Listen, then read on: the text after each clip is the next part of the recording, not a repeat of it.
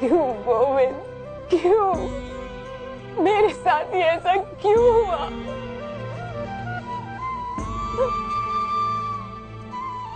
इतना बड़ा मान, क्या पाप किया था मैंने गोविंद? किन कर्मों का फल भोग रही हूं? जो भी हुआ सखी, वो ना तुम्हारा कर्म था और ना ही किसी कर्म का फल। वो तो केवल तुम्हारे साथ हुआ एक अकस्मात था,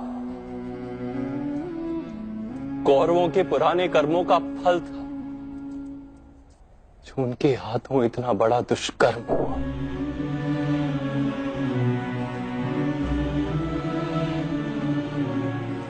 कर्म के सिद्धांत का यही तात्पर्य है सखी।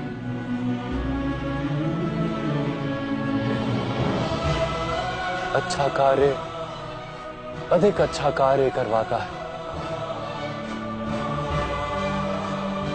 बुरा कार्य अधिक से अधिक बुरा कार्य करवाता है।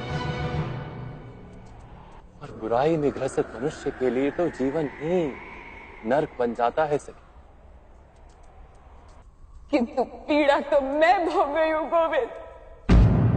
तो उस पीड़ा का त्याग करो सखी। हस्तिनापुर में जो तुम्हारे साथ हुआ था वो तुम्हारा कर्म नहीं था, किंतु उस घटना को तुम जो प्रतिभाव दोगी वो तुम्हारा कर्म अवश्य बनेगा। तुम यदि अपने मन को दुख और बैर से भर लोगी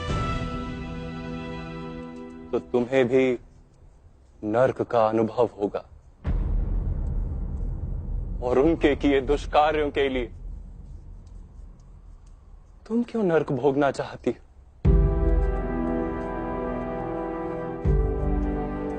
बैर का त्याग कर दो सखी। मन को निर्मल कर लो। नदी में जो मैल जाता है, नदी उसे समुद्र में उड़ेल देती है, स्वयं स्वच्छ हो जाती है। तुम भी अपनी पीड़ाओं को परमात्मा में उड़ेल दो। परमात्मा तो सारे संसार की पीड़ाओं को अपने भीतर समा लेने के लिए सदा ही सज।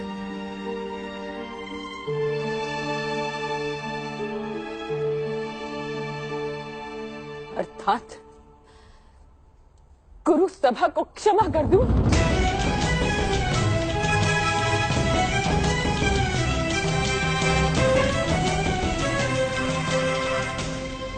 हाँ सखी,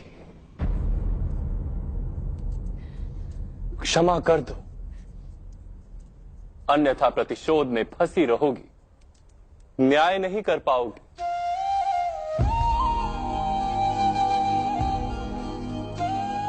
प्रतिशोध दुष्कर्म है, न्याय सत्कर्म।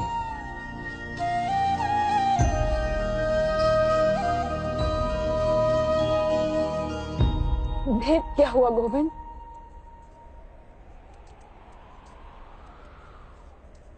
आर्यवर्त की चक्रवर्तीन साम्राज्ञी के साथ जिन्होंने इतना बुरा बर्ताव किया,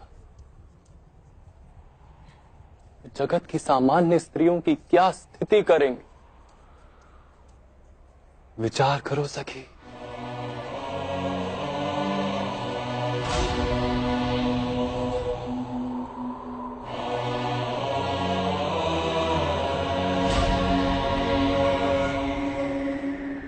अपनी पीड़ा में संसार की पीड़ा को देखो,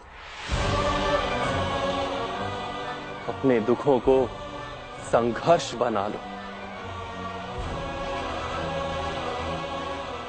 एक बात समझ लो सखी, जो केवल अपनी पीड़ाओं को गले से लगाकर जीता है वो निर्बल बन जाता है, किंतु जो व्यक्ति सारे समाज की पीड़ाओं को अपने हृदय से लगाकर जीता है वो बलवान बन जाता है।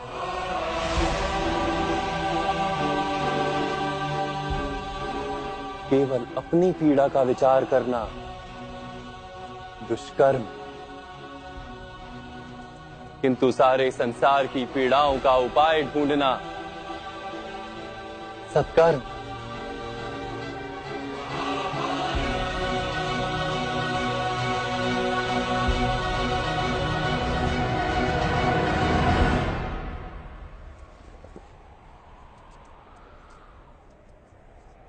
हाँ सखी, मैं तुमसे कहता हूं, सबसे पहले दुर्योधन को क्षमा कर दो।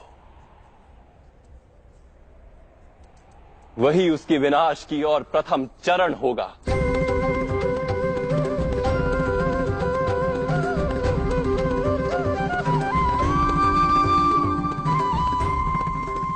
और फिर दुर्योधन जैसे अन्य दुष्टों का विनाश करके संसार को स्वच्छ करने का उपाय ढूंढो। केवल अपने लिए नहीं, संसार के